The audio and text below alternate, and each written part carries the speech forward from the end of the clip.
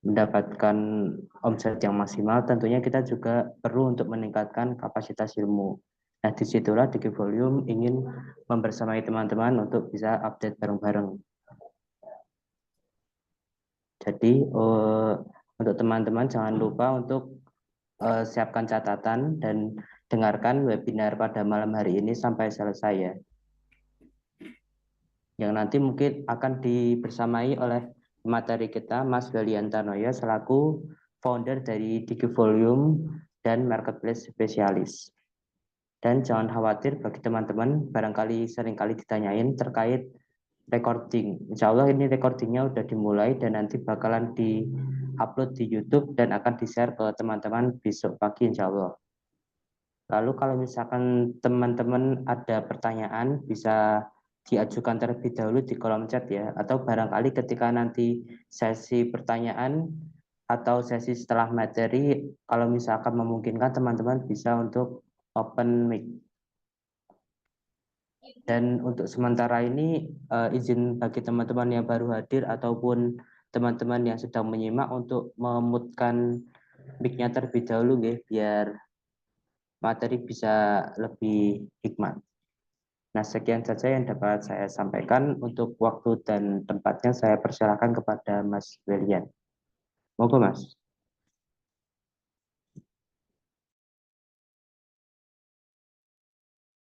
Oke, terima kasih Kak Jo.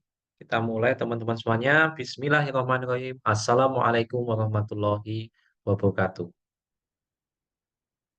Oke, terima kasih teman-teman yang sudah meluangkan waktunya pada malam hari ini ya. Kita akan belajar bersama mengenai tampilan yang up to date di Shopee yang baru launching secara di mayoritas seller di bulan ini ya. Tapi sebelumnya saya doakan teman-teman yang hadir di malam hari ini semoga selalu dikaruniakan kelancaran, kemudian kemudahan, kesuksesan dan juga keberkahan dalam setiap aktivitasnya.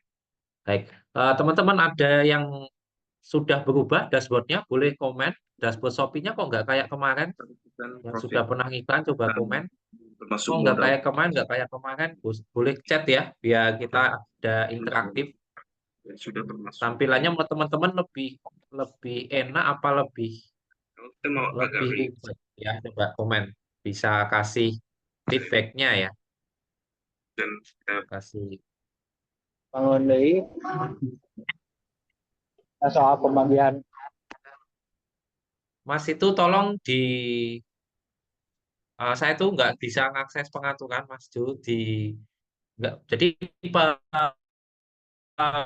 eh, pemirsa Zoom jangan boleh mengaktifkan mic-nya ya. Jadi mic sama videonya di off-kan. Jadi settingan-settingan soalnya kalau nggak kayak gitu nanti bocor. Biar rekamannya bagus. Di, dibuat setting nggak bisa nyalakan mikrofon ya. Oke. Mau teman-teman bagus ya. Sudah bagus ya. Nah, kalau saya juga lebih simpel sebenarnya. Cuma simpelnya itu sebenarnya juga menjebak ya. Dalam artian sebuah adanya update tampilan itu ada beberapa penyebab. Yang pertama dari sisi user ya, untuk memudahkan user. Yang kedua, terkadang kalau yang tidak terbiasa dengan perubahan itu justru menyebabkan tadi dia harus mempelajari ulang si usernya. Akhirnya kalau salah men-setting bikin iklannya jadi boncos ya, karena settingan iklan produknya yang iklan kata pencarian dan iklan serupa itu dijadiin satu gitu ya dalam satu kali pengaturan ya. Lebih simpel iya, tapi apakah cara seperti itu yang terbaik? Nanti kita akan open dashboard ya. Tapi sebelum ke iklan ya, kita pastikan teman-teman memahami dulu bahwa ROAS ya, return on ad spend itu terjadi bukan karena cara beriklan saja, tetapi juga karena divisi-divisi yang lain. Ya, sebelum kita ke iklan, kita harus memahami ini dulu. Ya, jadi kalau saya analogikan, gambarnya seperti ini. Ini belum muncul ya. Nah, gambarnya ada seperti klub sepak bola, ya. Siapa di sini teman-teman yang suka sepak bola atau paling nggak masa kecilnya pernah menendang bola gitu ya. Ya, boleh komen siapa nih yang oh saya suka bola gitu kan. Oh ya, mungkin yang sampai usia sekarang bahkan jadi football traveler mungkin atau ikut futsal bareng teman-temannya. Nah, bisnis itu seperti klub sepak bola, teman-teman.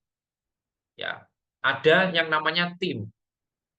Ya, kecuali teman-teman yang masih business owner gitu kan. Biasanya masih CEO gitu ya. Chief Everything Officer.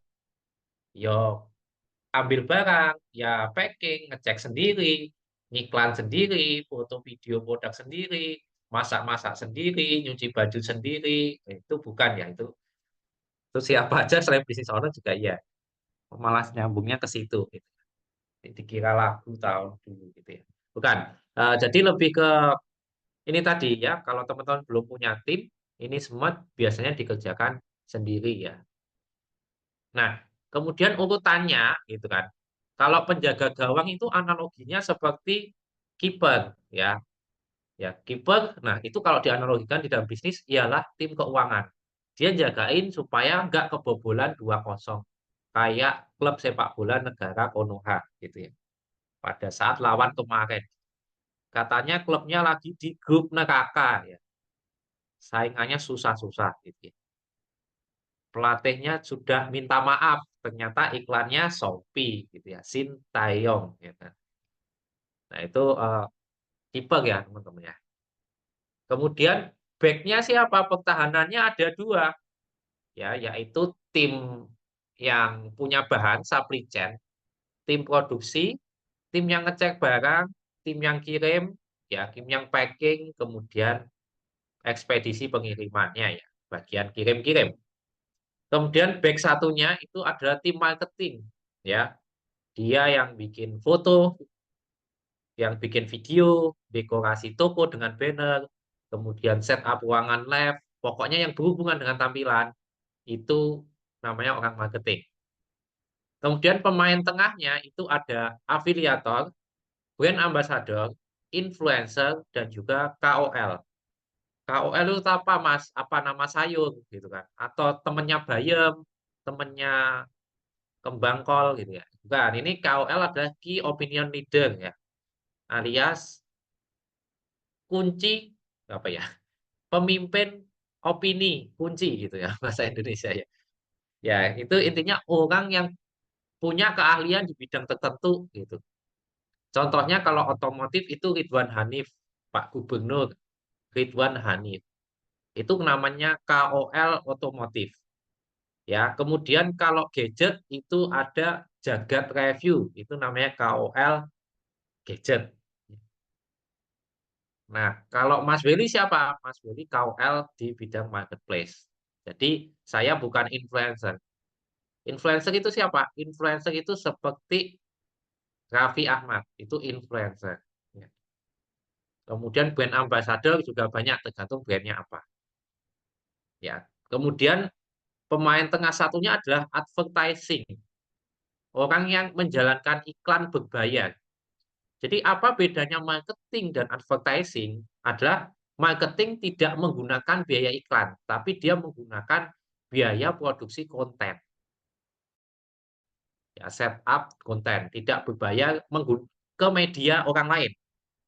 Tapi kalau advertising itu kita membayar untuk placement, ditempatkan iklan kita di platform orang lain.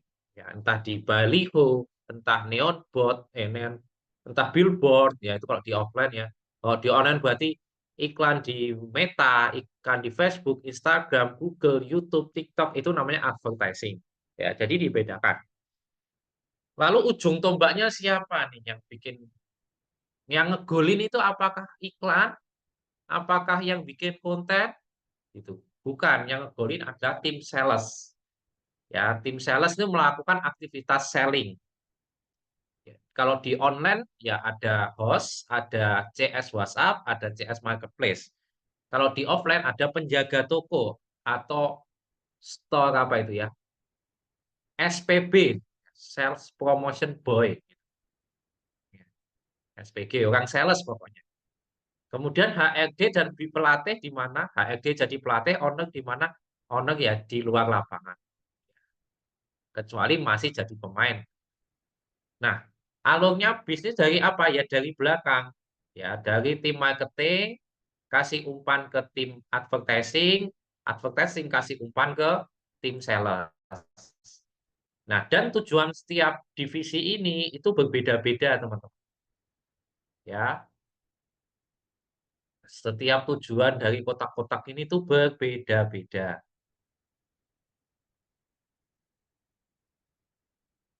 Ya, tujuan keeper adalah efisiensi. Jangan gampang keluar, jangan gampang keluar duit. Intinya ini bagian ngerem, ya, bagian pegang rem. Orangnya harus irit, karakternya harus medit, ya, harus perhitungan.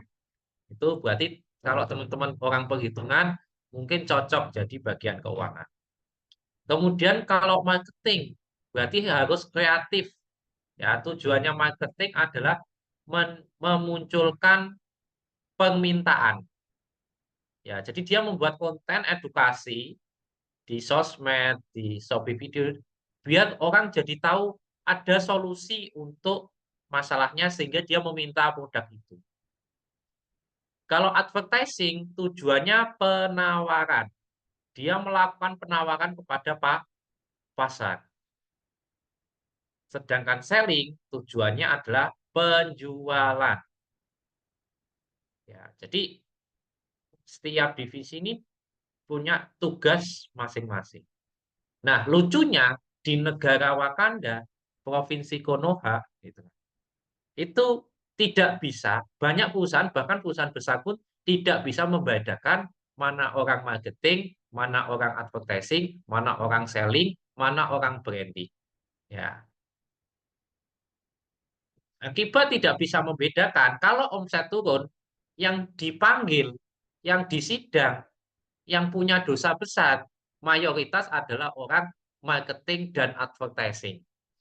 Karena mereka keluarin duit untuk mendatangkan traffic. Tapi kalau penjualan bagus, yang dapat tepuk tangan orang selling. Gitu ya. Nah, kejadian ketika di kantor properti, tulisannya kantor marketing, isinya orang sales.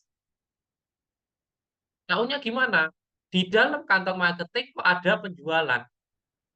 Harusnya namanya kantor sales property. Karena di dalamnya isinya orang sales, mereka nawarin, ya, jualan di situ. Orang marketing nggak nggak perlu kantor, mau kerja dari mana aja boleh. Ya, yang penting kontennya viral. Kalau yang advertising mau kerja dari luar negeri boleh, yang penting iklanmu jalan. Kalau di offline kamu pasang billboard, kalau di online kamu jalanin Google Ads, YouTube Ads, Marketplace Ads, dan kawan-kawan itu advertising. Nah, sales lah yang boleh menerima kontak dari pembeli atau chat dari pembeli. Itu perusahaan, contoh kasus di perusahaan properti. Contoh kasus di perusahaan dealer motor, salah satu dealer motor terbesar di Indonesia. Ada seseorang, ya sebut saja Fulan, membeli sebuah motor. Dia masuk ke website si dealer besar di Indonesia tersebut. Ketika diklik, masuk ke nomor admin. Sama adminnya, saya mau beli motor di kota ini, dikasih nomor marketing. Loh ini gimana ini? Dealer dengan penjualan motor terbesar nggak bisa bedain marketing dan sales. Gitu.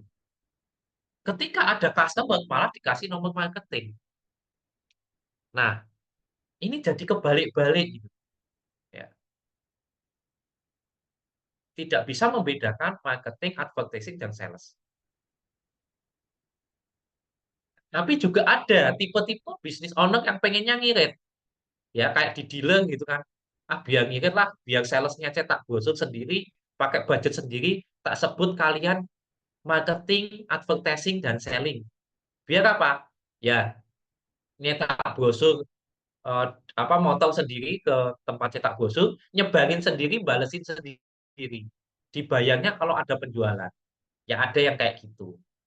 Ya, pemilik bisnis mana yang nggak seneng punya tim serba bisa, ya bisa bikin konten, bisa ngiklan, bisa balas chatting, bisa nge-host, orangnya terkenal, cakep, punya affiliate khusus, followernya banyak, ya owner mana yang nggak pengen, tapi jarang guys, gitu kan. Mungkin kalau udah bisa semuanya, tim kita bikin bisnis sendiri, gitu kan. Tinggal cari produsennya di mana, tinggal cari modalnya dari mana. Kalau semua tim kita ini bisa semuanya, gitu. Ya, kalau udah bisa semuanya, generalis jadi bisnis owner biasanya. Karena owner tuh biasanya dari ujung ke ujung ngerti. Ya, saya pernah belajar keuangan, pernah belajar semuanya gitu loh. Saya juga bisa jadi host seperti ini, saya bisa jualan gitu kan. Saya juga ngonten, jadi konten kreator gitu kan. Hanya jadi owner gitu ya. Kalau jadi ya biasanya ketika dia masih di fase tim seperti ini. Nah, lalu branding di mana Mas Willy? Kok Mas Willy menyebut kata branding tapi tidak ada orangnya di sini. Nah, branding itu tercipta adalah dari semua aktivitas yang dilakukan oleh tim kita di divisi apapun. Ketika salesmu, CS-mu itu slow respon, itu menciptakan branding sebagai toko yang slow respon. Ya, jadi branding adalah tanggung jawab dari semua divisi. Kenapa kalau masuk ke suatu perusahaan ada yang seragamnya sama, warnanya sama semua. Masuk Telkomsel merah putih, masuk Indosat kuning, masuk XL biru. Itu bagian dari branding. Tim yang menggunakan seragam, ada tulisan net atau apa, ada lembaganya di sebelah sini. Itu sudah menciptakan adalah profesional begitu. Nah, itu bagian dari branding. Orangnya ramah, satpamnya ramah, kemudian front office ramah, itu menciptakan branding keramahan. Ya, cleaning service-nya ramah, tukang parkirnya ramah. Nah, itu sudah semuanya membangun branding. Nah, di toko online juga sama. Tampilan tokonya konsisten warnanya, kemudian advertising iklannya juga kontennya jelas, modelnya pakai apa, bahasanya gaul atau bahasanya formal, tim salesnya pakai emoticon atau tidak, jawabnya cepat atau tidak, semuanya membangun branding atau persepsi. Jadi branding adalah aktivitas membangun persepsi. Akhirnya muncullah brand di dalam benak customer. Jadi brand itu muncul di dalam benak customer. Jadi brand itu bukan merek, brand itu bukan logo, brand itu bukan tagline dan kawan-kawan. Ya, tapi brand itu keseluruhan. Misal nih, teman-teman bilang, aku nggak mau terkenal kok, aku nggak mau personal branding. Sama aja itu sudah melakukan aktivitas branding. Sebagai apa? Orang yang tidak mau dikenal. Berarti si Fulan ini mempunyai branding orang yang tidak mau terkenal gitu ya. Karena apa? Brand adalah nama dan makna. Ingat marketplace, ingat Mas Belian. Ingat agensi marketplace, ingat Digivolume itu. Sebutkan nama-nama mental marketplace, Mas ini, Mas ini, Mas ini. Sebutkan nama merek-merek HP. Ini. Sebutkan nama-nama ikan. Ini. Ya, kamu dapat sepeda. Gitu. Ya, kalau tahu itu kan ingat siapa yang ngomong gitu kan. Ya, jadi branding itu seperti itu. Bagaimana kita disebutkan dalam urutan 1 sampai 5 gitu. Atau karena orang jarang mengingat lebih dari 5 gitu ya. Jadi itu. Nah, terus penerapan branding, marketing, advertising, selling di marketplace bagaimana, Mas? Nah, kemudian sebelum ke situ saya mau ngomongin tentang avatar gitu ya. Jadi bisnis owner tuh harus bisa mengendalikan 4 elemen gitu. Elemen air, elemen api, elemen tanah, elemen udara ya. Bukan. Itu tersuki-suki kemarin ya nanti. Ya, jadi harus ngerti tentang branding, marketing, advertising, selling, produksi, gudang, operasional, pengiriman, finansial, dan human. Nah, urutannya membangun bisnis seperti ini ya teman-teman. Ya, produknya apa, kemudian bikin sendiri atau kerjasama, strateginya apa, pasarnya seberapa besar, bedanya kita dengan kompetitor apa, kemudian budget kita berapa, lalu tim kita mau pakai tim sendiri atau pakai Digifolio boleh gitu kan. Kemudian Divisinya apa saja? Ada advertising, ada marketing, ada sales, ada accounting, ada operational, customer relationship management untuk menghasilkan repeat order, cross-selling, dan seterusnya. Nah, selanjutnya menciptakan supervisor, manager, general manager, dan juga level C di perusahaan kita dengan menentukan ya sebenarnya visi, misi, value, policy, rule, dan culture itu di awal ya. Baru kemudian teman-teman boleh mengarah ke bisnis baru atau sebagai investor. Nah, alurnya kalau di marketing, berarti kita riset dan analisa dulu brandingnya apa yang mau kita ciptakan, persepsinya, dibikinin konten marketingnya, diiklanin, dijagain, dikirimin, dan dikelola database-nya. Nah, alurnya seperti ini kalau di dalam marketplace, ada warna hijau, ada warna biru muda, ada warna kuning, ada biru tua. Hijau itu marketing, biru muda itu advertising, kuning itu selling. Ya, jadi biru tua itu apa? Branding. Semua yang teman lakukan di marketing, advertising, selling, operasional, CRM, setiap aktivitasnya itu membangun branding. Nah, boleh nggak saya hanya menggunakan aktivitas marketing tanpa branding, tanpa selling ya? Sebenarnya definisinya lebih ya selling dulu aja. Selling tanpa advertising, tanpa marketing. Kalau teman-teman hanya punya penjaga toko, teman-teman nggak ngiklan dan nggak bikin konten, pengunjungnya sedikit, tampilan tokonya berantakan, akhirnya diskon terus, perang harga, perang bonus. Kalau tidak ada diskon, tidak ada bonus, penjualan sepi, itu tandanya teman-teman hanya menerapkan teknik selling. Kemudian kalau hanya menerapkan marketing, tokonya memang keren, tapi karena nggak diiklankan, pengunjungnya dikit, kemudian sellingnya nggak ada yang jagain tokonya, juga nggak jadi pembelian. Kemudian kalau hanya mengandalkan advertising, ngiklan doang, tanpa bikin konten marketing, dekorasi toko, kemudian tanpa dikasih penjaga toko yang bagus, maka pengunjungnya banyak, tapi yang beli jadi sedikit, ya kemudian karena nggak yakin dengan tampilan dan nggak yakin juga salesnya tidak pas respon gitu.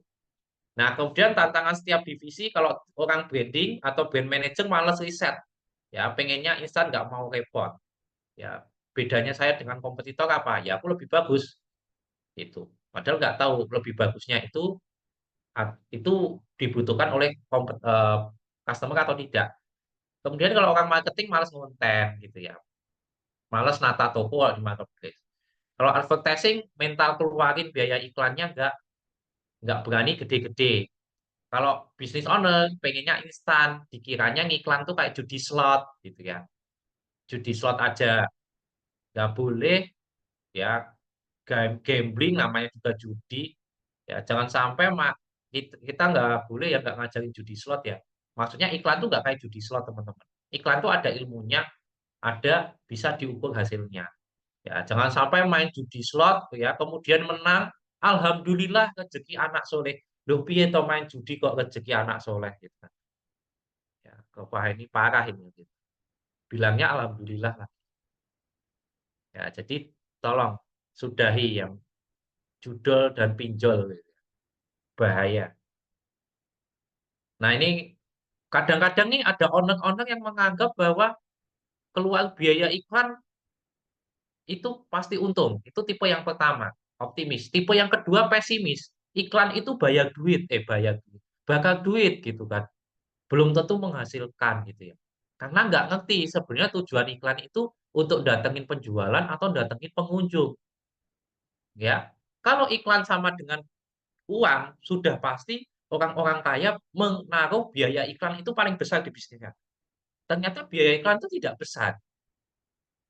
Di rata-rata perusahaan, kalau teman-teman punya laporan keuangan, teman-teman bisa lihat, jarang yang di atas 50%, paling 30%, 20%, 15%, dan seterusnya.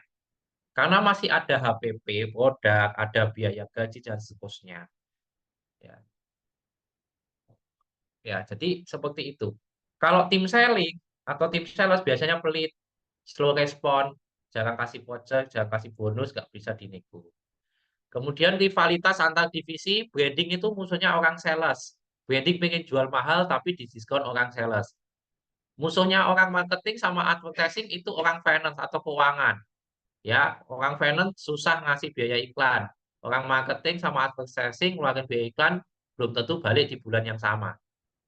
Ya, orang produksi lawannya supply chain ya, pengen produksi banyak nggak ada. Orang operasional rivalnya orang ekspedisi ya, nggak di pick up ya, bikin kena penalti dan seterusnya.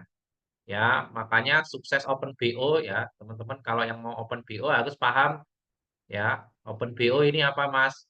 Open BO itu bisnis online ya, atau bimbingan online, atau bisnis offline, bimbingan offline ya. Ya, harus paham B Mas, B branding persepsi, marketing permintaan, advertising penawaran, sales penjualan. Oke. Ya, nanti biar pas iklan teman-teman nggak kaget kok iklanku nggak menghasilkan di hari yang sama.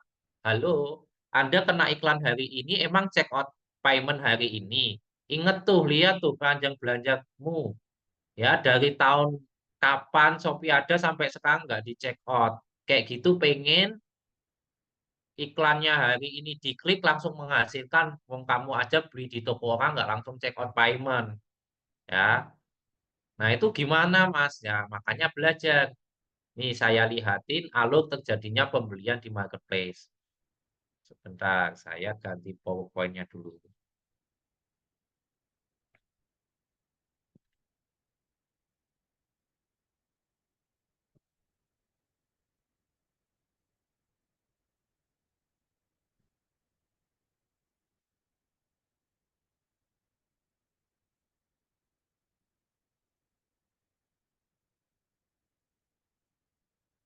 Nah, ini namanya dashboard performa toko di Shopee. Di sini ada tahapannya, kunjungan, keranjang belanja, pesanan dibuat, pesanan siap dikirim. Nah, kunjungan ini adalah tugasnya marketing dan advertising.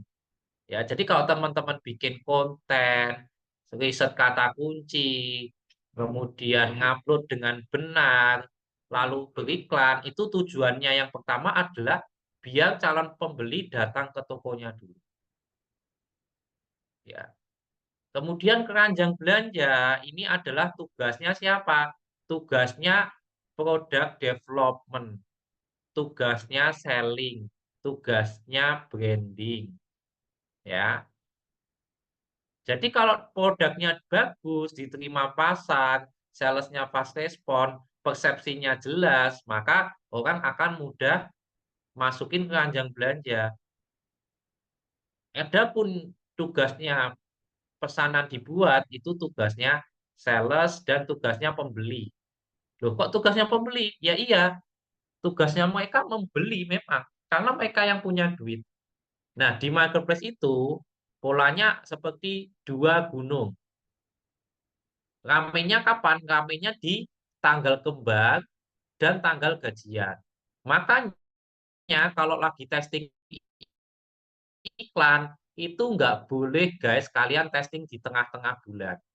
Boleh nggak cuma seminggu? Boleh nggak cuma sehari itu langsung disimpulkan? Jawabannya tidak boleh.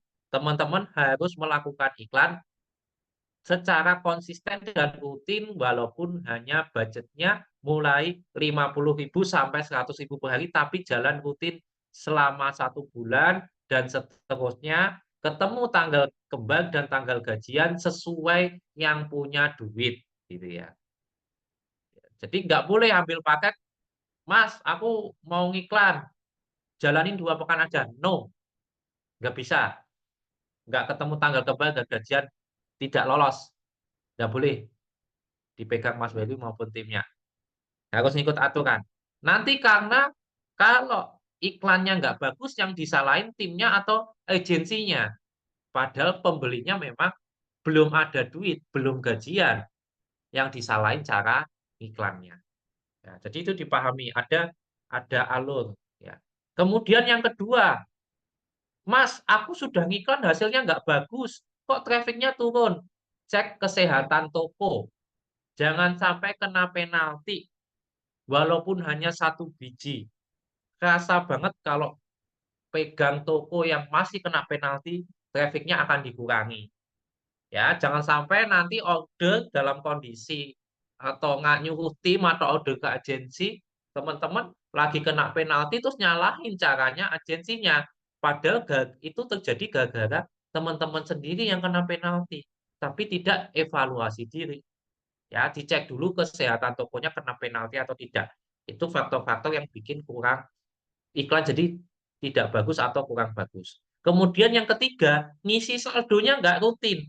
Bilangnya kayak gini, nggak apa-apa mas, yang penting omset naik. Berapapun tak top up. Waktu ngisi cuma 25.000, 10.000, 5.000. Ya itu apa? Gitu kan. Begitu. Kami itu sudah pegang di level 70 juta sehari. Pernah satu toko kayak gitu. Setiap hari bisa buat beli apa itu? Motor apa kalau yang 30 juta gitu ya. Ya kalau 70 juta lebih dikit ya 32 ya PCX, CBS 2 gitu. Kalau sehari ngeluarin budget iklan 74 juta satu toko gitu. Ya, satu bulan kami dan tim itu pernah pegang satu toko yang biaya iklannya 1,7 miliar, omsetnya 5,7 miliar. Tiba-tiba kami dikasih budget 25.000. Ya, pengen dapat miliaran. Hitung-hitungannya dari mana itu gitu kan. Ya, jadi tapi nggak ada masalah gitu. Kita bisa membersamai asal teman-teman ngisi saldonya jangan terlambat dan konsisten. Ya, bagaimana ngisi saldo yang tepat? Ya sepekan sekali sesuai dengan eh, saran-saran dari ekspedisi dari Shopee ya. Nah, ini nih. Jadi kita sudah saya anggap teman-teman sudah klik ya masa deskripsi, tampilan toko, kategori, etalase, follower ya. Persentase chatnya udah aman ya di tahapan ini. Kita akan masuk ke mindset iklan sebelum nanti open dashboard. Jadi yang paling penting teman-teman mindset iklannya sama dulu dengan advertisernya dan dengan agensinya gitu. Ya mindset iklan tadi ya iklan hari ini harus menghasilkan hari ini. Halo keranjang belanjamu ratusan gitu. Gitu. Nah, kemudian iklan bukan bakar duit tapi menghasilkan pengunjung. Kalau nggak ada pengunjung, siapa yang lihat produk kita? Nah, kalau mau jualan, mau dibeli tapi nggak dilihat barangnya itu gimana? Yang ketiga mental, ya. Perlu orang-orang yang cocok untuk dijadikan advertiser ya, bukan ya orang-orang yang pintar menganalisa, yang suka dengan angka, wajah-wajahnya sendu, seneng duit ya, seneng data ya. Nah, tugas iklan tadi ya hanya sampai di pengunjung, keranjang belanja tugasnya siapa, saya pesanan dibuat sama dikirim tugasnya siapa, itu jelasin. Nah, kemudian yang paling penting dalam beriklan adalah memilih produk untuk diiklankan ya. Nah, kita masuk ke Select Center ya. Di Select Center ini akun belanja saya teman-teman. Jadi silahkan kalau mau cek out paymentin wishlist saya boleh. Nah, di sini ya teman-teman biasanya kami kalau baru dapat toko ya atau di toko kami sendiri itu yang pertama saya cek itu sebenarnya bukan ini ya, tapi ekspedisi dulu ya. Dia lokasinya di mana, aktif ekspedisi apa ya. Karena nanti menentukan pasarnya seberapa besar.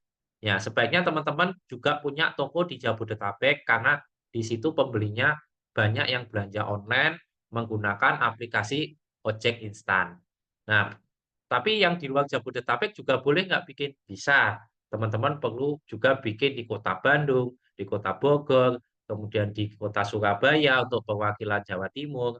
Ya, jadi kita fokus ke daerah-daerah yang sudah mulai macet, tapi daya belinya juga besar. Karena kalau di kota-kota yang tidak macet, daya UMR-nya nggak tinggi, biasanya daya beli online-nya tidak terlalu besar. Ya, jadi daya beli itu akan mempengaruhi kepada omsetnya teman-teman nanti. Makanya kalau saya punya klien atau punya brand yang saya dampingin, lokasinya di Jogja atau di Jawa Tengah atau di Jawa Timur, saya minta pakai gudang online di Jakarta. Biar apa? Mendekati market yang punya daya beli besar dan jumlah penduduknya besar. Dan biasa belanja online karena malas ke mall, mereka belanjanya pakai ojek instan karena macet ya. Nanti kelihatan ya, Jogja itu nggak terlalu besar belanja online-nya. Kenapa? Masih bisa ke warung, masih bisa ke mall, minimarket, supermarket, nggak macet. Sedangkan kalau di Jakarta, Jabodetabek lebih pilih ya online aja lah, beli daging online, sayur online, telur online. Nah, itu makanya beda nanti toko-toko yang di Jabodetabek. Nah, hal itu terjadi karena algoritma lokasi dan algoritma ekspedisi ya. Kita sering ulang-ulang ini eh, bahwa ketika kita searching ya, kita searching katakanlah eh, celana gitu kan. Akun saya adalah akun dengan alamat dua. Saya punya alamat di Jawa Tengah dan saya punya alamat di Jogja. Makanya urutannya di sini adalah Jabodetabek, Jawa Tengah, dan Jogja. Kenapa ini terjadi? Tadi, biar pembelinya beli ke yang dekat, ya.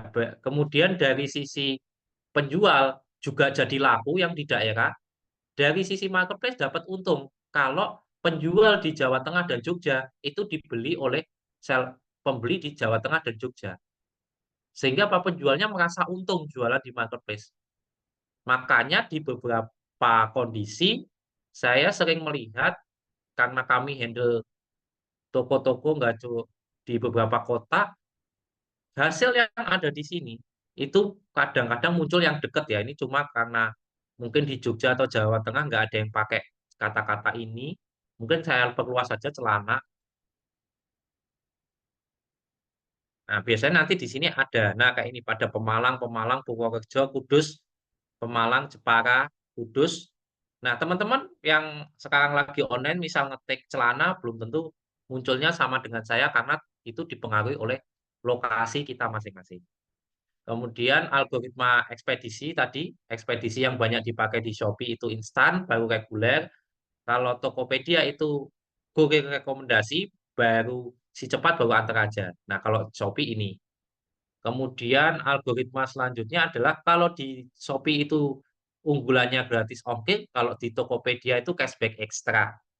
Ya, jadi makanya nanti kalau barang-barang mahal lebih laku di Tokopedia, barang-barang cowok kayak gadget, tapi kalau barang-barang murah meriah, ya nggak meriah banget sih, terjangkau, dan barang-barang yang dikejar gratis ongkir, belinya di Shopee. Kemudian kalau Tokopedia banyakkan pembelinya laki-laki, kalau Shopee perempuan, kemudian analoginya kalau marketplace hijau itu seperti mall yang pengunjungnya banyak cowok, tapi kalau Shopee itu mall pengunjungnya banyak cewek, kalau Lazada itu seperti pasar malam, kalau Blibli itu seperti toko elektronik. Kalau Bukalapak nggak jelas sekarang. Kayaknya jualan prakerja terus. Ya, jadi tiap marketplace punya market masing-masing.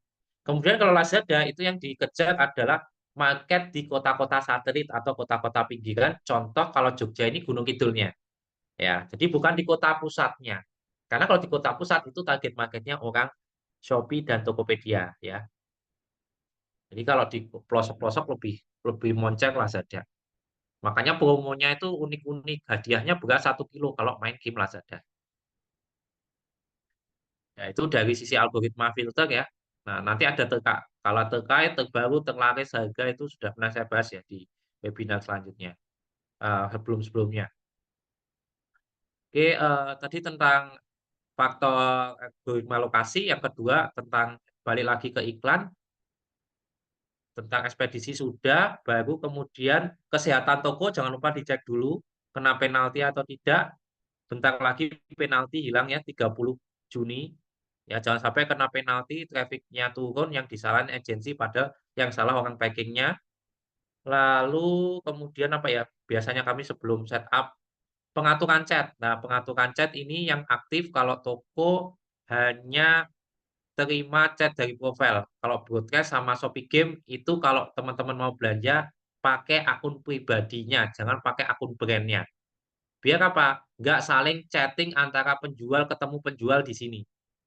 Ya, jadi penjual versus penjual chatting karena takut persentasenya chat turun. Nah, tugas akun pembeli adalah menjadi mata-mata kompetitor. Ngefollow akunnya kompetitor, ngechat kompetitor biar tahu auto reply-nya, kemudian juga masukin keranjang produk kompetitor biar kena broadcast chat. Ya, jadi alurnya tadi setelah orang kita ngeklik kemudian masukin keranjang belanja, itu dikejarnya pakai apa? Pakai broadcast chat dan pakai follow up chat. broadcast chat itu pakai fiturnya Shopee di sini biasanya. Dia bisa membroadcast orang yang masukin keranjang belanja tapi belum chatting. Nah, yang udah chatting itu gunakan teknik follow up chat. Ya, di sini ditanya lagi gitu, yang chatting di sini. Terus jawabnya itu juga nggak boleh produk ini ready nggak ready gitu. Ya ditanya produk yang mana Kak? Produk ini harganya berapa? Mat ya matanya gitu misalnya nggak dipisui itu udah ada angkanya di etalase ya nggak segala itu gitu ya. Produk yang mana ya Kak gitu. Oh yang ini harganya sekian. Tapi mohon maaf sebelumnya keluhannya apa ya Kak gitu kan. Oh kulit saya gini gini gini gitu. Ya, jangan langsung dipisui gitu kan. Di etalase nggak ada kok tulisannya. Wah ini kalau lagi senewen nggak usah nge-CS-in dulu gitu. Kirim stiker dulu aja. Ya, itu jadi itu faktor-faktor yang bisa mempengaruhi ROAS bagus itu teman-teman ya. Jadi jangan hanya melihat ROAS dari settingan iklannya, tapi dari settingan marketplace-nya juga, termasuk bagaimana tim sales membalas chat, memfollow up chat gitu. Nah, baru kalau itu udah oke, tampilan toko oke, produk oke, semuanya penilaian toko bintang 1, 2, 3 jarang gitu. Kalau bisa nggak ada karena tadi itu bisa mengaruhi persepsi atau branding dari toko kita. Kalau kena bintang 1, 2, 3 dan testimoninya jelek. Nah, makanya kalau pas teman-teman nanti punya toko benar-benar diperhatikan sebelum 1 bulan ya, sebelum 1 bulan testimoni bisa diganti ya jangan sampai di sini kena bintang 1, 2, 3. Dan nanti kalau dapat testimoni bagus, dikasih jempol. Ya, pakai akun-akun timnya, pakai biar apa? Biasanya yang muncul paling atas adalah yang jempolnya banyak. Ya, kemudian biar testimoninya bagus, teman-teman bikin lomba rating ya. Jadi bukan dibeli sendiri, tapi bikin namanya program review and win. Ya, review and win tuh kayak apa sih, Mas? Ya, ini nih saya liatin Brand Besar pun juga melakukan review and win. Nah, ya ini pondasinya di sini. Nanti jangan nyalain tim iklan kalau omsetnya bocor ternyata yang salah adalah tim salesnya. Nah ini contoh spanduk review and win yang dilakukan oleh Sido Muncul.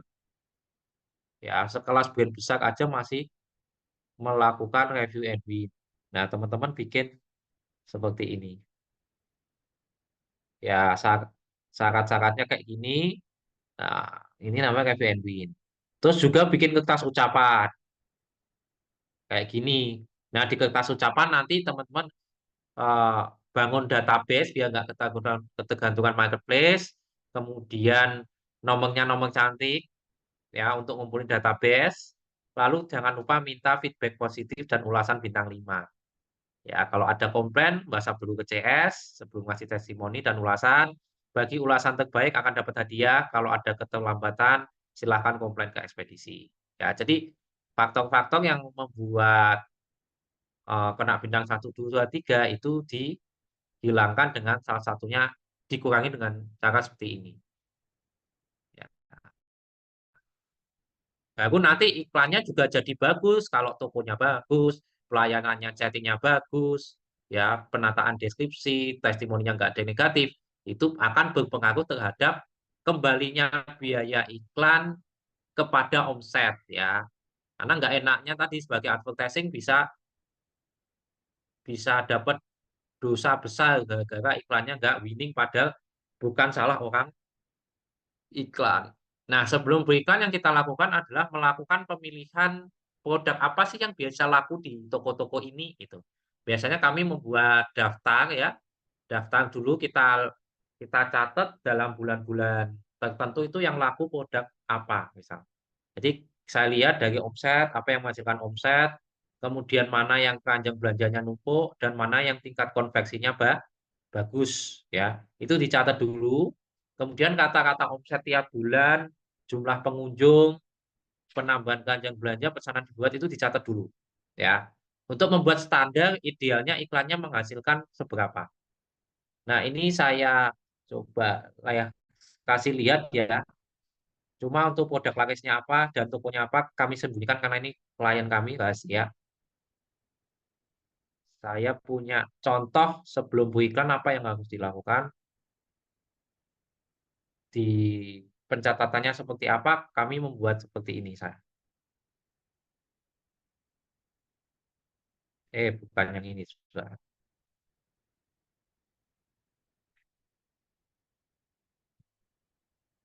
Oh, bukan yang ini.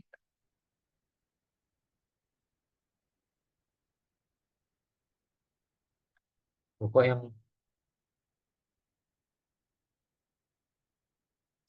Oke. Nah, ini adalah salah satu brand. Nah, ini. Mami masuk di awal Maret atau akhir Februari, saya lupa. Nah, ini di bawah ini, di bulan Januari, Februari, ini ada catatan nama-nama produk. 10 produk terlarisnya apa. Nah, itu kami catat di bawah ini. Di sini ada Romi, ada Roas, ya. Ada omset total, ada omset iklan, dan ada biaya iklan. Nah, setelah kami masuk mendampingi timnya dan juga menjalankan iklannya, di bulan Maret langsung naik jadi 101 juta. Omset totalnya, omset dari iklannya sini. Ya, kemudian di bulan Aprilnya omsetnya 132 juta, omset iklannya 123 juta. Ini omset di dashboard iklan yang omset total tuh omset di performa produk. Ya, di bulan Mei 126 sekian, omset iklan sekian. Ya, ini yang atas omset real ya, karena kadang kan enggak langsung dibayar. Nah, itu kami bikin catatan dulu gitu. Catatan dulu di setiap ininya.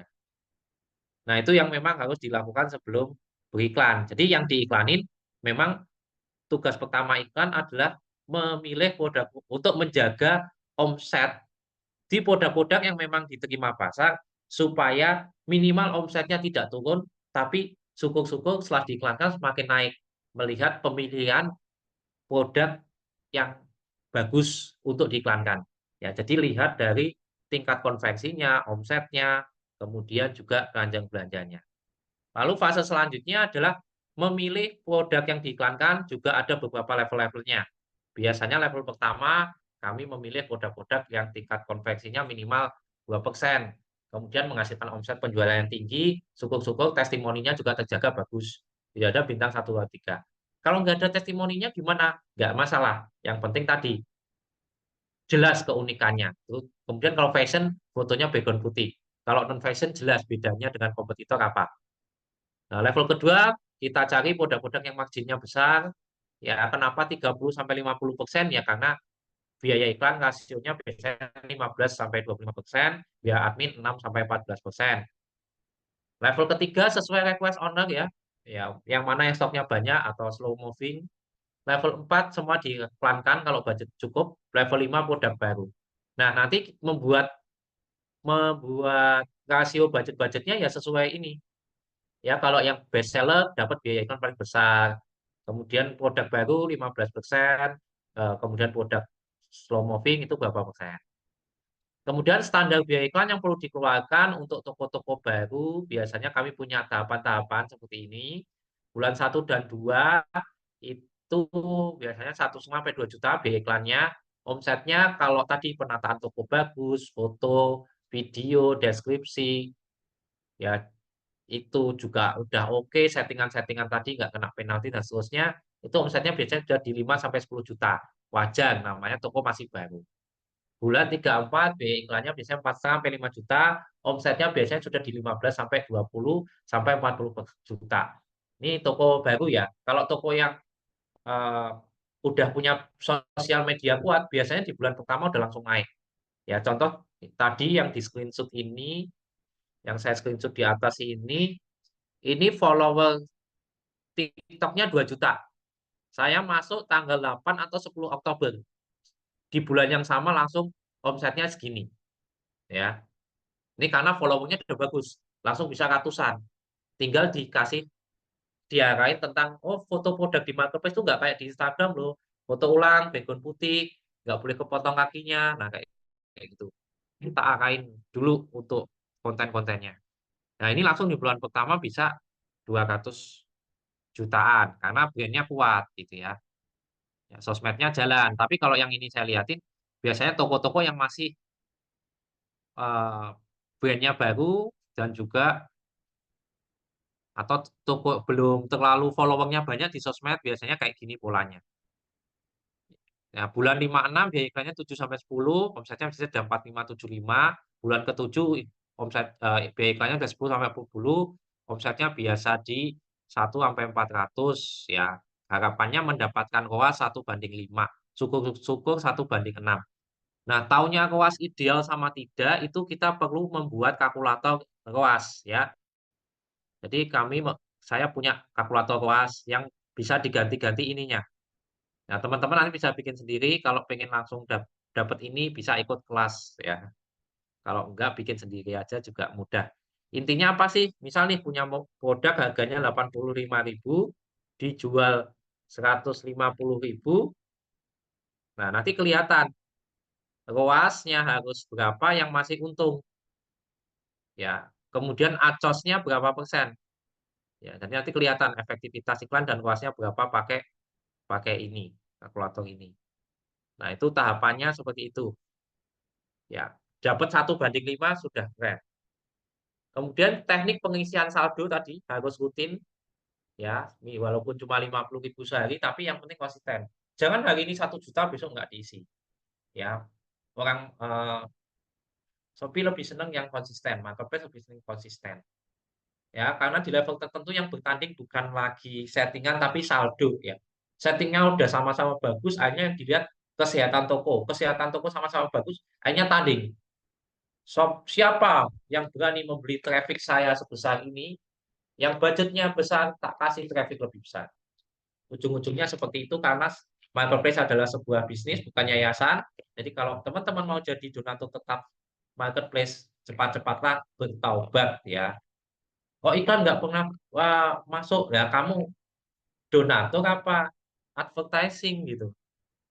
Nah, kalau advertising belajar, kalau donatur harus ikhlas. Nah, di sini teman-teman silakan mengisi latihan ya, mulai dari 350 sampai 500 setiap sepekan sekali. Dan kalau mau habis cepat-cepat diisi. Ya, tapi jangan yang otomatis ya, karena kadang otomatis ini membuat Shopee semakin gila, ya bukan gila. Bahasanya yang semakin terengginas gitu. Saldo otomatis nih, duit nih, cepatlah sedot gitu. Ya, biasanya di kategori fashion muslim wanita itu kami tidak menyarankan isi saldo otomatis. Kami saya pegang satu brand itu budget iklan 2 juta sehari. Itu top up-nya sehari 4 kali.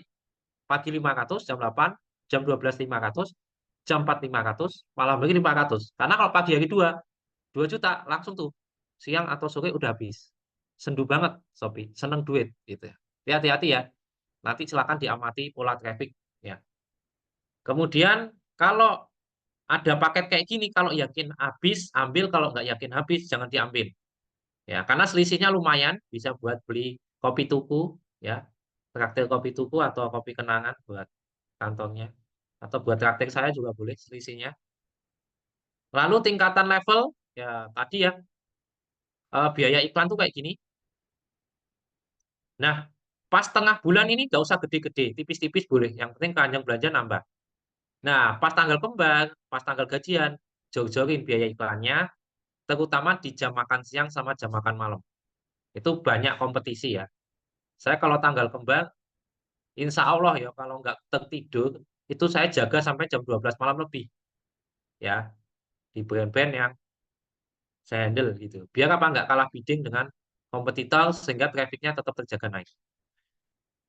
Kemudian yang dijalankan, kami biasa menggunakan yang pertama, jalanin iklan produk serupa dulu, baru ditambah pencarian produk, dan iklan toko pakai metode manual, kemudian baru kami tambah CIPAS, lalu kami tambah Google Shopping Collaborative Ads. Ya. Jadi di awal setup ini dulu. Kemudian iklan produk manual atau otomatis, kalau saya paling senang manual semua. Karena kalau manual sama otomatis jalan bareng, otomatisnya lebih nyedot. Manualnya kalah, omsetnya juga biasanya gede di otomatis, tapi nanti mentok juga omsetnya. Karena variabel iklan otomatis adalah saldo iklan ya. mau dikasih saldo terus. Tapi nanti akan mentok. Oh, udah ditaruh 1 miliar kok nggak naik-naik. Nah, kalau manual kita bisa memilih-milih kata kunci, mana yang dijaga, mana yang diturunin, cuma jadi ribet. Terus kalau jalan otomatis aja memang cepat nih, iklannya cepat dapat yang bagus dan kita nggak perlu milih kata kunci. Tapi tadi, nanti lama-lama ada angka mentoknya. Nah, budget harian kalau mau mulai ngiklan 15.000 sampai 80.000 per produk, insya Allah tidak selalu habis. Periode waktu tidak terbatas, dan sebaiknya lebaran pun teman-teman tidak libur lama-lama, kalau bisa tidak libur. Liburnya gantian dengan tokonya, karena apa? Kalau lebaran itu biasanya kompetitor lagi nurunin iklan, kita bisa nyelip gitu. Iklan kita tayang di situ. Nah, kemudian pemilihan kata kunci iklan itu teman-teman bisa gunakan kata A. Kalau brand biasanya udah nggak dimasukin pun udah closing ya.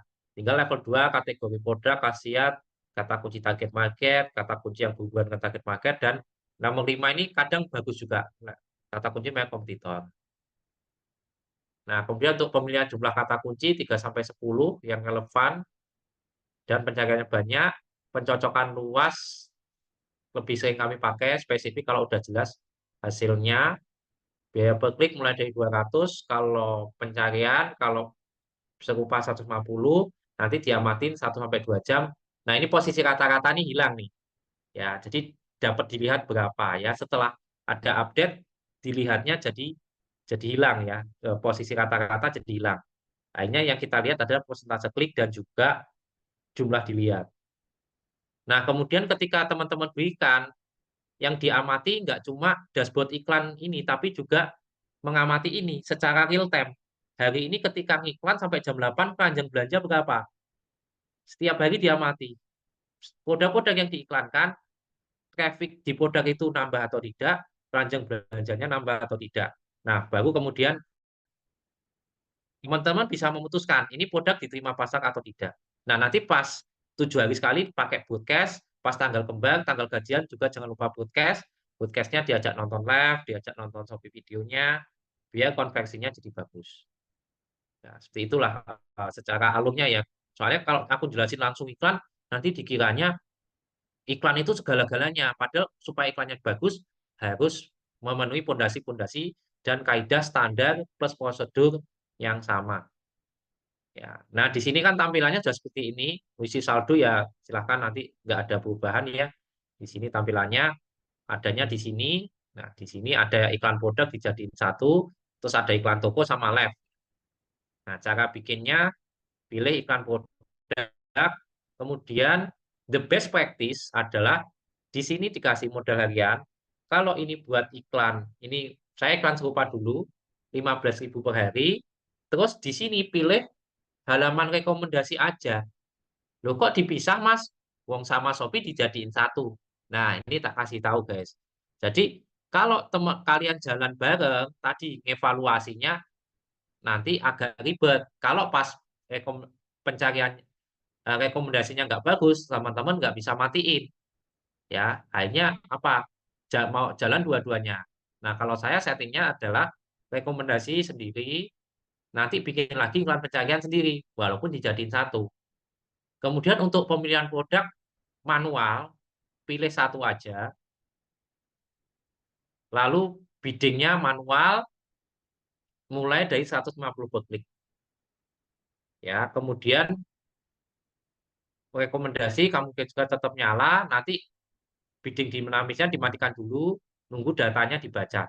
Nah, ini nanti baru ketahuan bagus di mana, boleh dinyalain atau dimatiin setelah jalan iklannya. Nah, itu untuk iklan rekomendasi atau dulu namanya serupa.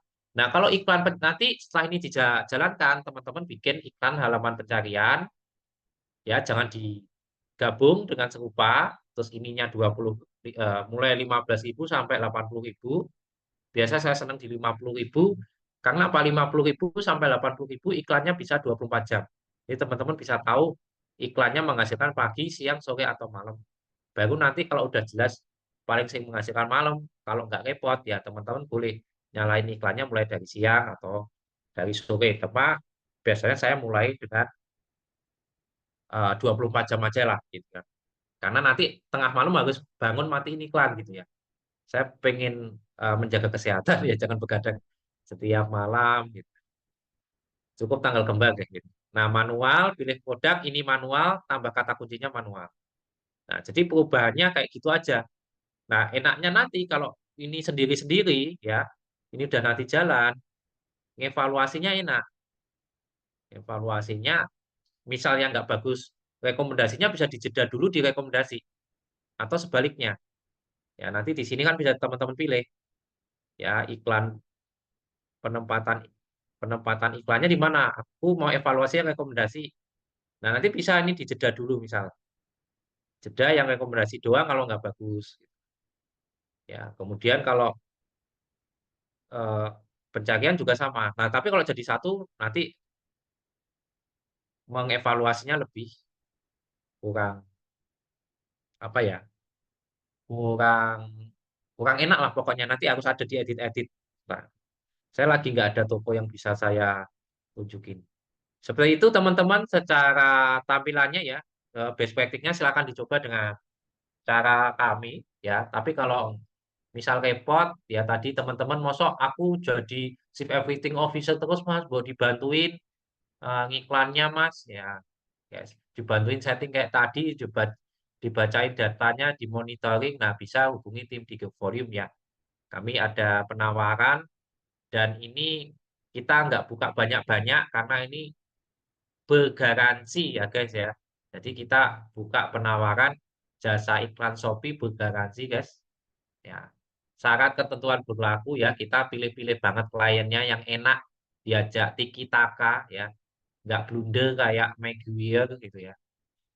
Ya, kita cari partner, kita mau dijadiin partner sama orang-orang yang enak diajak partneran aja, dan nanti yang setup itu saya itu untuk paket jasa iklan Shopee bergaransi, saya akan membantu setupnya dan evaluasi dan monitoring juga dibantu oleh saya dan tim.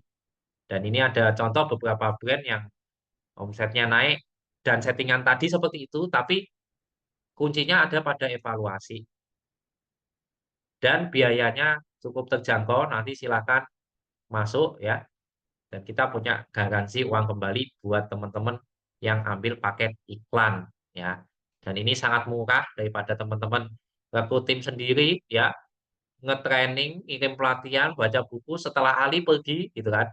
Bikin bisnis sendiri, bahkan bisnis yang sama, naudzubillah gitu ya. Mending Pak kasihkan aja ke agensi ya, kami punya kode etik juga ya sebagai konsultan dan agensi ya. Kami secara kode etik konsultan saya tidak boleh bikin bisnis seperti brand-brand yang saya konsultani ya. Saya merupakan konsultan dari beberapa brand. Kalau saya konsultani brand itu saya tidak bikin bisnis seperti brand itu. Ya kalau teman-teman lihat saya kemana-mana pakai baju koko itu ya saya tidak bikin baju bisnis baju koko. Ya karena itulah kode etik sebagai konsultan dan agensi ya. Ya makanya kalau ditanya toko lainnya mana? Setelah jadi konsultan saya tidak boleh bikin bisnis seperti brand yang saya iklanin dan konsultani seperti itu. Jadi rahasia teman-teman aman, ya kita nggak bikin bisnis seperti yang teman-teman bikin, karena kami fokus untuk menjadi agensi yang support teman-teman menyediakan tim profesional dan enaknya di sini bergaransi dan harganya terjangkau. Bisa coba 1 bulan dulu, tapi ya idealnya jangan 2 pekan ya, minimal 1 bulan. Dan syarat ketentuan berlaku, kami pilih-pilih banget klien-klien yang memang enak diajak partneran, tiki taka, ya wancu dan seterusnya, ya gitu. Oke, istilahnya winning eleven banget ya, kayak kelihatan. Ya nanti silakan dapatkan promonya di sales di Giveaway. Oke, kita lanjut ke pertanyaan jawab ya, Kak Jo ya boleh dibantu sambil saya spill sedikit. Oke, silakan Kak Jo dibacakan ya. Kalau ada silakan kalau ada pertanyaan teman-teman.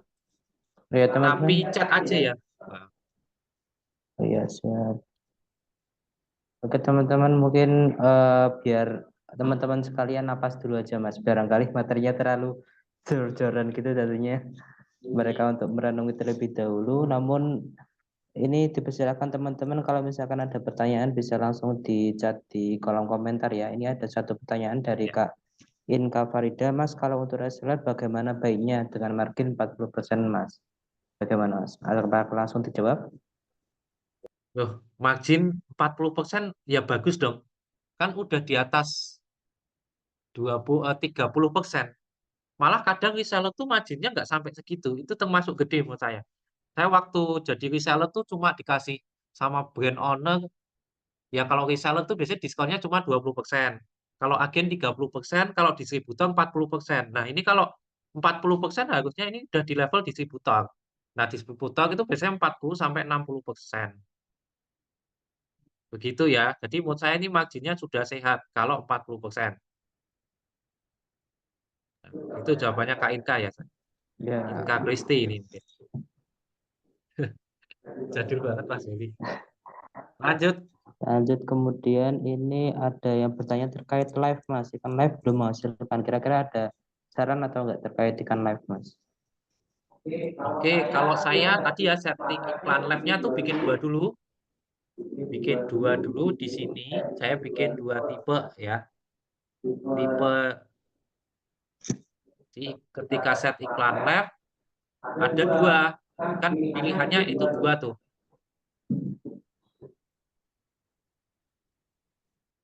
Pilihannya dua ya. Jadi nanti tak kasih nama di sini pengunjung.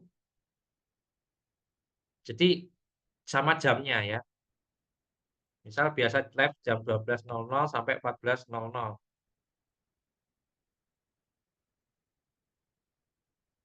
Ya, model harian ini kelipatan 25. Ya, nanti kalau trafficmu masih kecil, modalmu kalah sama kompetitor. Kemudian untuk tanggal, saya tak terbatas, tapi waktu di setting ya. Kalau tadi ini bikin setup 12.00 ya, ini 12.00, ini 14.00.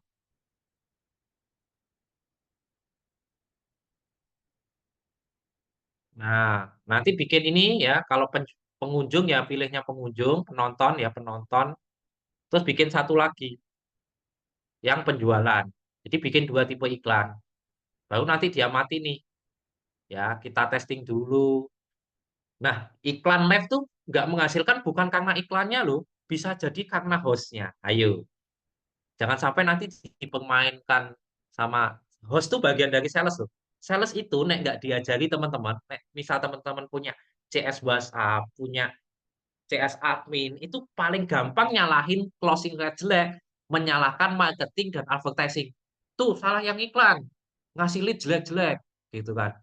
Padahal saat dibuka, astagfirullahaladzim, nek balesmu slow respon kayak gini, yo mas, yo gimana pembeli beli gitu. Terus kalau host, lah kalau live-mu kayak gini, gimana pembelinya mau beli gitu kan, kamunya kurang. Nah saya ini ngomongnya jadi cepet karena gara-gara live kayak gini nih. Pokoknya dedet gitu loh. Nah cuma bayar saya kalau live mahal ya, per jam jutaan ya. Kalau mau live, saya mau nge-live-in Mas Willy, jutaan ini. Makanya ngomongnya cepet, kok nggak menggeh-menggeh Mas. Lah latihannya udah dari zaman kapan gitu. Nah, makanya nanti silakan kalau iklannya jelek jangan salahkan iklannya. Kalau settinganmu udah seperti ini, budgetmu udah berani tanding dengan kompetitor, berarti hostmu mungkin pas masuk nggak menarik, kemudian koin Shopee-mu nggak ada. Ya, ingat tujuannya iklan itu mendatangkan pengunjung atau penonton live. Kalau pembelian bukan tugas iklan, tugasnya si host. Begitu ya. Begitu jawabannya tadi, Kak Ya, Putri. Kak Putri. Ya. Untuk selanjutnya itu terkait ini, Mas. Ada pertanyaan dari Kak Adam terkait kalau toko Shopee-nya yang tipe lokal dengan pengiriman instan satu kota, apakah ada tips atau scale up-nya, Mas? Nah, tinggal jarak radiusnya kapan? Radiusnya satu instan itu kan 40 kilo tuh. Nah, 40 kilonya udah tercukupi atau enggak? Kalau udah ya satu toko enggak masalah. Tinggal nanti ditambah trafficnya pakai Cipas. Ya, Cipasnya diatur.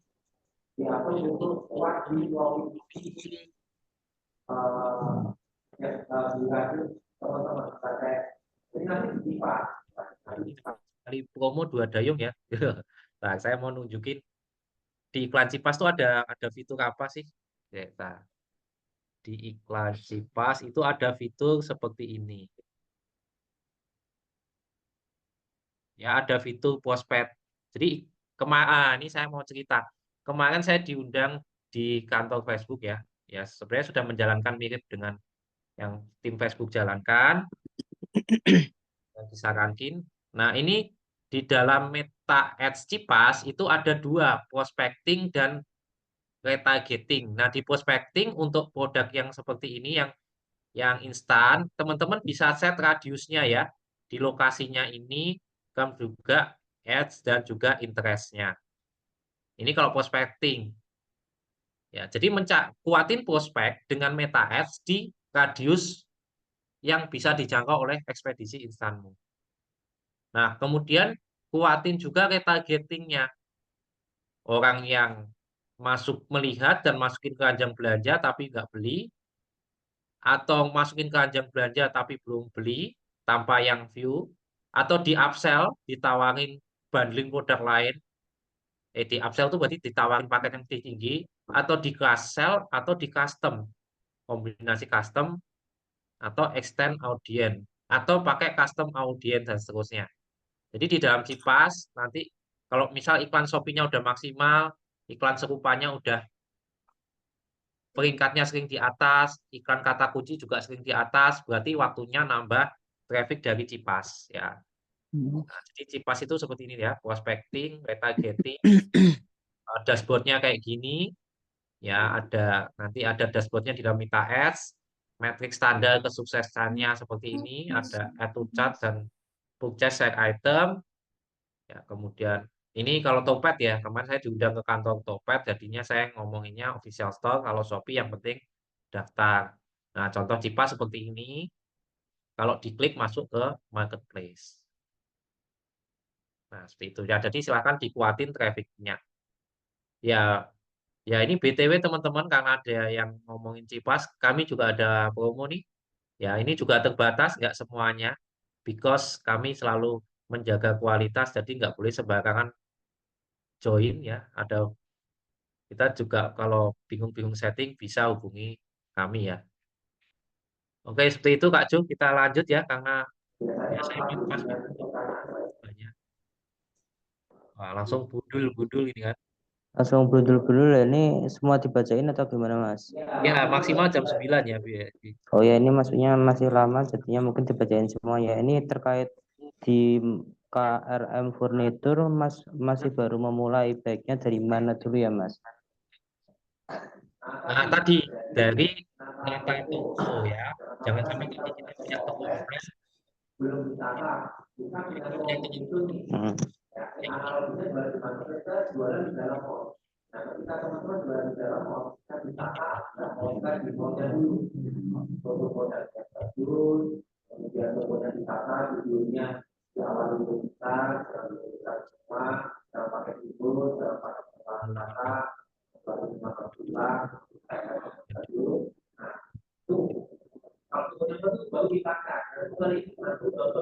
Toko. Yang namanya usaha offline kan tokonya bagus dulu, baru sebagus. Nah, nanti bisa ditonton di video-video webinar sebelumnya atau di channel YouTube Digi Volume ataupun channel saya ya, Furnitur Majalengka. Itu. Ya, kalau misalkan belum jelas, mungkin untuk KRM Furnitur bisa untuk mem-PC customer service di Volume ya Kak. Kemudian ini ada dari Kak Rida, maaf OTT, toko saya punya toko lama tapi kurang berkembang.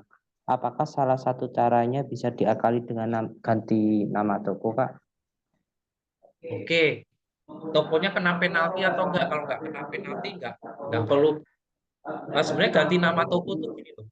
Kalian tuh jualan di marketplace mau bangun brand atau cuma sekedar yang penting jualan? Kalau bangun brand itu harus dicek nama brandnya tuh udah dipakai kompetitor atau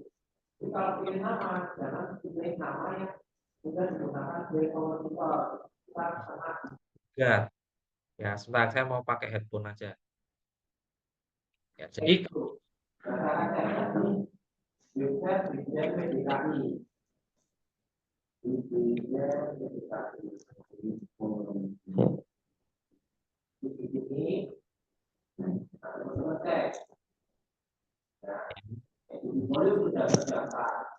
Aman lah sih. Ini namanya ya. Dan bisa Kok komentarnya nanti ini double. dicek nama brandnya di sini nih. Nah, jadi ada tahapannya kalau bikin brand. Nah, kalau tokonya nggak kena penalti, ya nggak ada masalah. Tapi pastikan kalau bikin brand itu belum dipakai. Dan Gmail, YouTube.com, fanspage, Instagram, Shopee, TikTok, bla bla bla, .com-nya dan slash brand-nya belum dipakai. Ya, jadi itu bukan karena tokonya lama nggak aktif, justru kalau toko lama-lama itu ada histori. Historinya apa? Kelihatan kalau dia di mata pembeli secara psikologi adalah dia udah buka lama, jadi lebih terpercaya.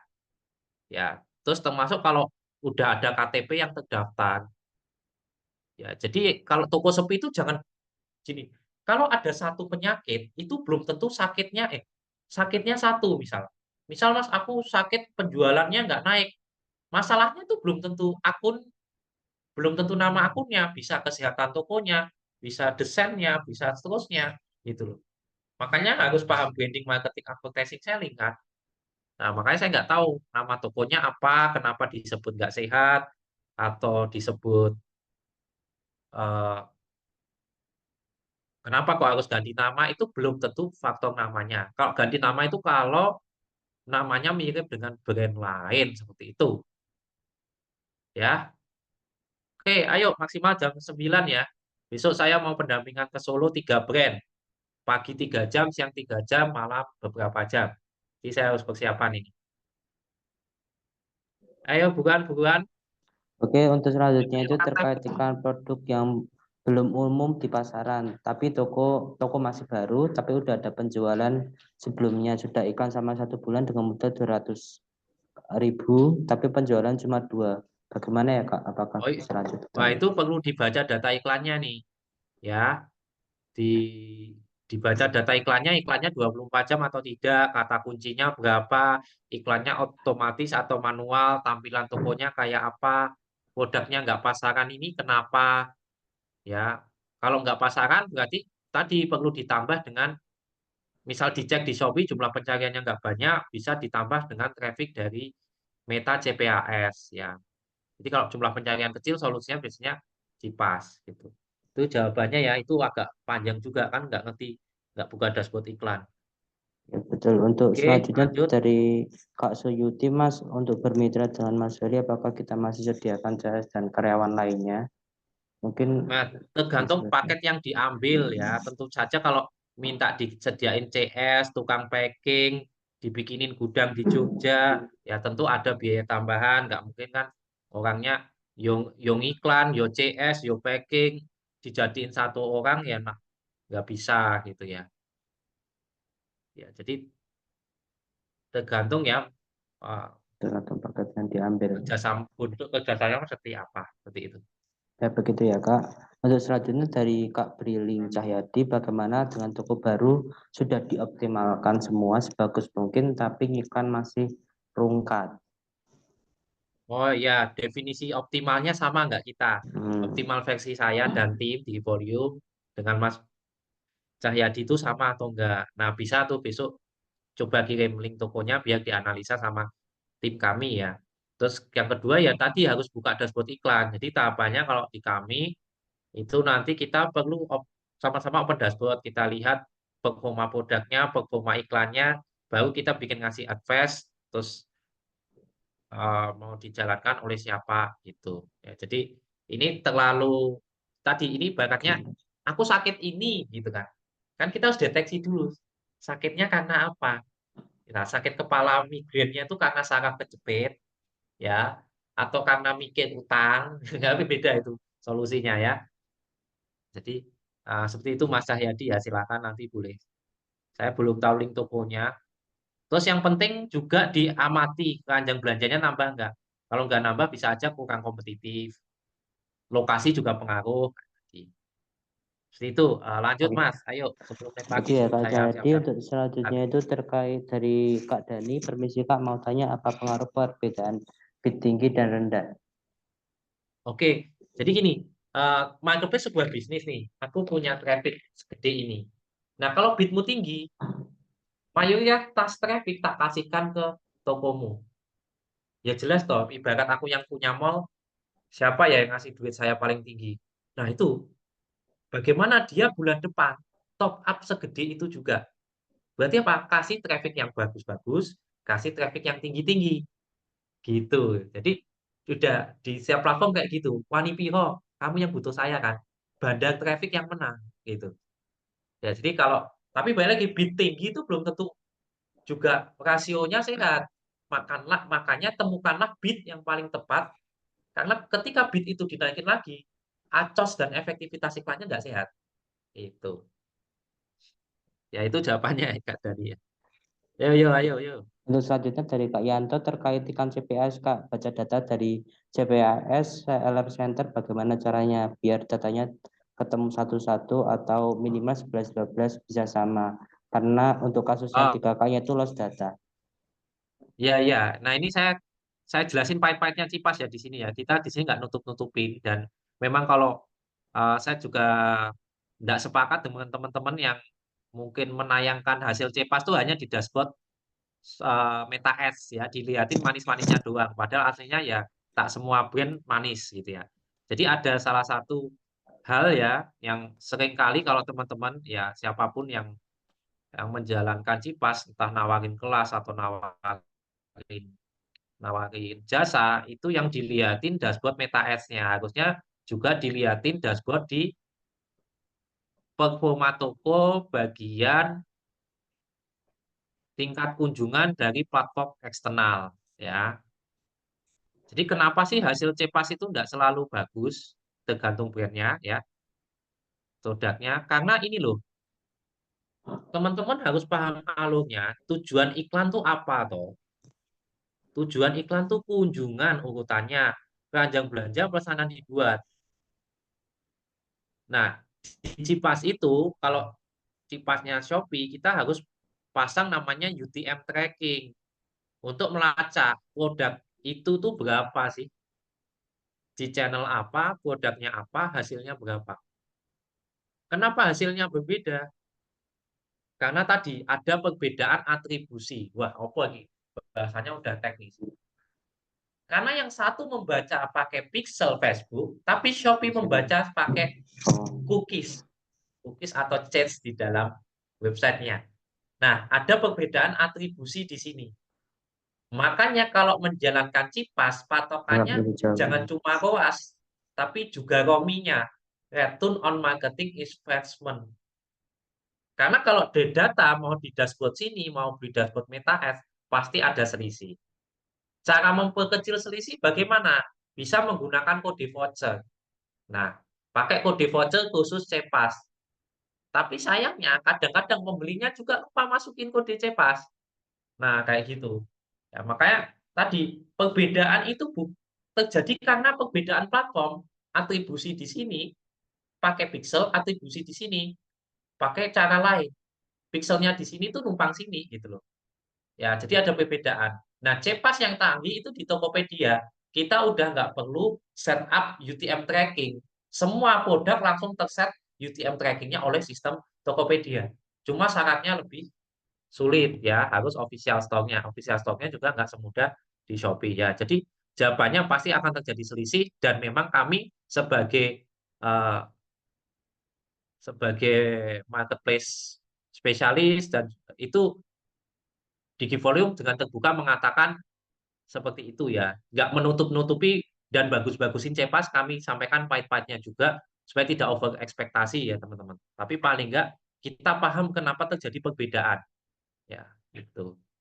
Oke, Ya, 5 menit lagi. Ayo, sebelum Oke, demikian ya, Kak. Untuk selanjutnya itu studi kasus terkait produk fashion cepat banget habis saldo iklannya. Misalkan budgetnya 50.000 udah habis dalam waktu kurang dari 30 menit. Padahal bidnya udah paling murah dan produk serupa Rp150. Tapi kadang nggak terjadi penjualan. Kalau saldo udah habis 100 sampai 200.000 baru ada penjualan, kadang cuma 1 sampai 2. Kira-kira untuk kasus ini itu penyebabnya apa ya, Pak? Tadi pahami dashboard iklan ya, guys ya. Tujuan iklan itu bukan penjualan tapi pengunjung. Yang penting keranjang belanjamu nambah, tinggal nanti kamu broadcast sama follow up. Karena apa? Iklan hari ini belum tentu dibayar hari ini. Gitu. Lihat keranjang belanja masing-masing. Emang kalau hari ini ngeklik iklan langsung bayar hari ini atau jam pertama kali klik iklan kan nggak mesti. Polanya di marketplace tanggal kembang dan kajian baru pada bayar. Makanya ada fitur broadcast. Nah, ini kan harus open dashboard. Kalau kayak gini saya ngira-ngira kan. Terus saya juga nggak tahu fashionnya itu fotonya bener nggak, foto produknya. Ada videonya nggak, deskripsinya kayak apa, kena rating negatif nggak. Ini kan kayak saya tadi, sakitnya apa, saya jawab semua obat yang saya tahu. Gitu. Begitu ya. Ya, jadi saya memang menyampaikan pahit-pahitnya juga.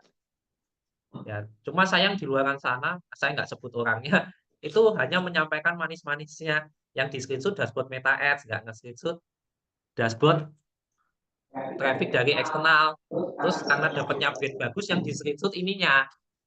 Ya dianggapnya naik hanya karena cepas, padahal bisa aja naik karena QOL gitu ya Mas Safri ya.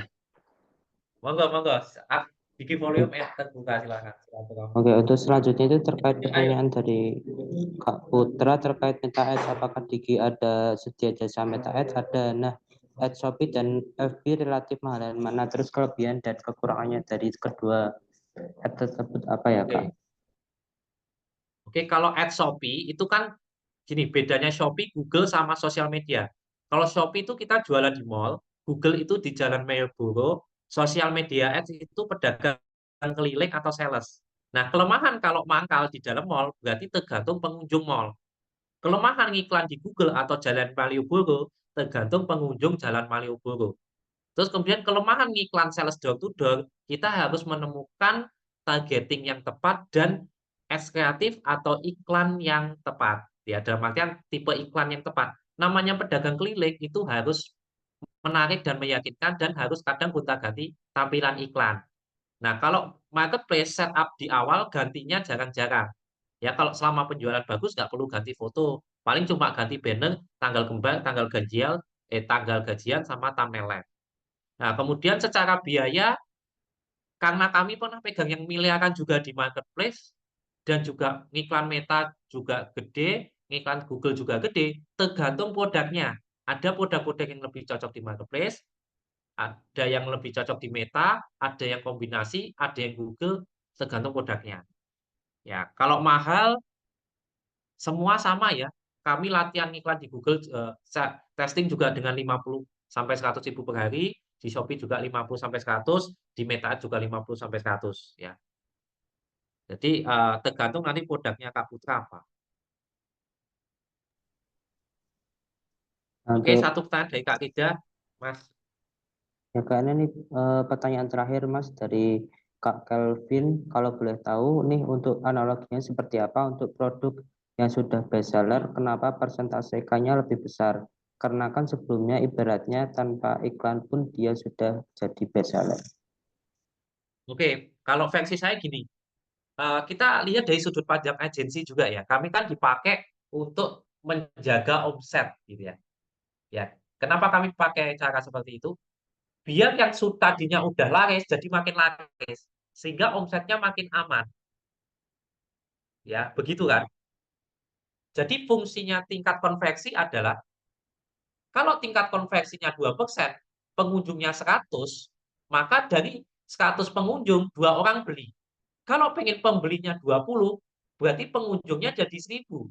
Kalau pengen penjualannya 200, pengunjungnya jadi 10.000. Kalau tingkat konversinya 2%. Nah, makanya kenapa yang diiklanin bestseller dulu? Biar omset terjaga. Namanya bisnis, itu yang dijaga omsetnya. Begitu. Nah, kalau yang namanya omset itu biasanya dihadiri dengan eh, dihadirkan dengan produk bestsellernya, gitu loh. Biar apa? Kesehatan perusahaan terjaga, gajinya aman, ya, biaya operasional aman. Jadi jangan kemudian produk bestseller nggak diiklanin. Emang air mineral, Indomie instan itu yang diiklanin di TV yang nggak best seller. Ya, justru diiklanin terus supaya tetap best seller. Market share-nya nggak direbut sama brand lain. Begitu. Itu jawaban dari sudut pandang agensi dan sudut pandang brand. Ya, begitu jawabannya. Kenapa yang best seller? Nah, itu Kak, ini ada tanggapan dari Kak Putra, Mas. Dari terkait tadi yang bertanya terkait Meta Ads. Kak Putra menanggapi rekomendasi mana dong buat jasa digi volume-nya. Saya ada 2 produk parfum ikan di Shopee dan kelas tasin baca Quran iklan di Meta. Oke, kalau saya ya, kalau Tasin memang lebih cocok di Meta ya. Betul, sama di Google. Google itu ada orang searching Google Tasin pasti kota bla bla bla. Nah, kemudian kalau di marketplace tetap bisa loh majang jasa, cuma nanti transaksinya by chat gitu ya, nggak bisa transfer. Nah, terus suruh pilih mana kalau bisnis jasa sama produk.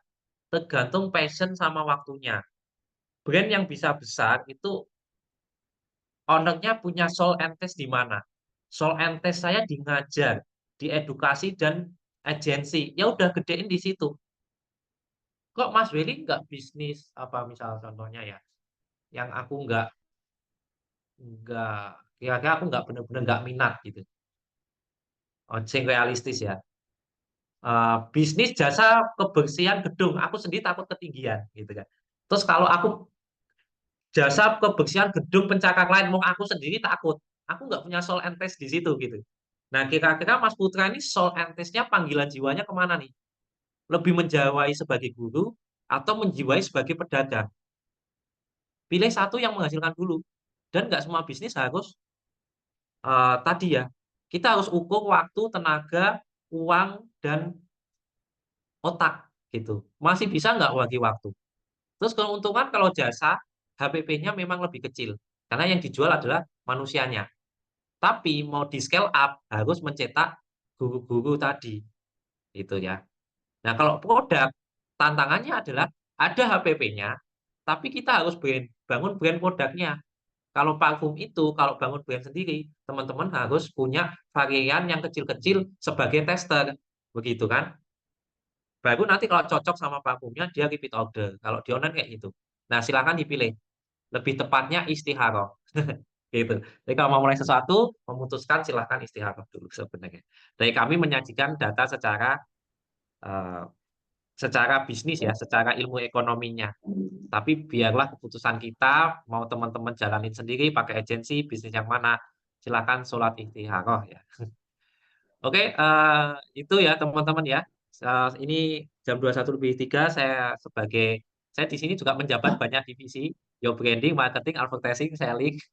Saya mewakili tim sales hari ini harus promosi, ya ada jasa iklan Shopee bergaransi, khusus brand-brand tertentu yang enak diajak kerjasama, tiki-takanya ya.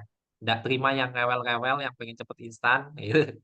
Saya sampaikan di depan, ya kalau teman-teman cocok dengan cara saya ngajar, dengan tim saya yang unyu-unyu dan imut-imut, tapi kadang amit-amit, boleh silaturahmi dulu, WA dulu, nanti dibedah tokonya, terus nanti kita dibedah by WA, terus kita Zoom meeting, cocok baru kita jadian ya. Jangan ngajak kami buru-buru nikah ya. Maaf, buru-buru jadi klien ya, maaf ngajak. Oke, terima kasih dari saya atas waktunya. Nanti silakan tanya-tanya di grup WA, saya juga ada di situ. Waktu dan tempat saya kembalikan kepada MC saya yang unyu-unyu dan amit-amit, Mas Ju. Terima kasih. Oh ya, terima kasih Mas Willy atas materi maupun tanya jawab yang telah disampaikan. Nah, ini kembali lagi nge-reminder kalau misalkan teman-teman ada yang ingin open BO-nya lebih maksimal, jangan sungkan untuk menghubungi CS kami maupun tanya-tanya lewat grup ya. Untuk menutup webinar pada malam hari ini, sebelumnya on cam dulu yuk, biar foto bareng ala-ala di Zoom terlebih dahulu. Ditunggu 30 detikan ya teman-teman untuk persiapan kita foto bareng. Minta tolong kepada Mas Wahyu untuk screenshot. Apakah siap?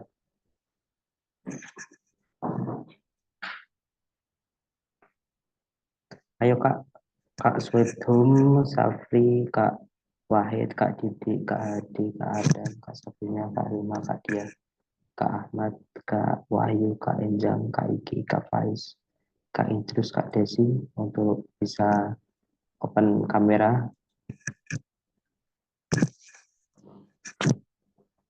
Oh ya, tadi ada yang beberapa tanya itu terkait record. Insya Allah akan kami share linknya besok ya teman-teman. Barangkali mau di preview untuk mengoptimalkan iklannya. Nah ini mungkin sebagian besar udah bisa. Monggo Mas Wahyu untuk menghitung atau saya hitungkan. Oh ya, izin untuk menghitungkan 1, 2, 3. Sekali lagi 1, 2, 3. Oke, terima kasih banyak ya teman-teman atas kehadiran pada malam hari ini. Semoga materi yang dapat diberikan bermanfaat bagi kita semua. Saya Jus Muhammad Islami, mohon maaf apabila ada kelirunya. Akhirul kalam, wassalamualaikum warahmatullahi wabarakatuh.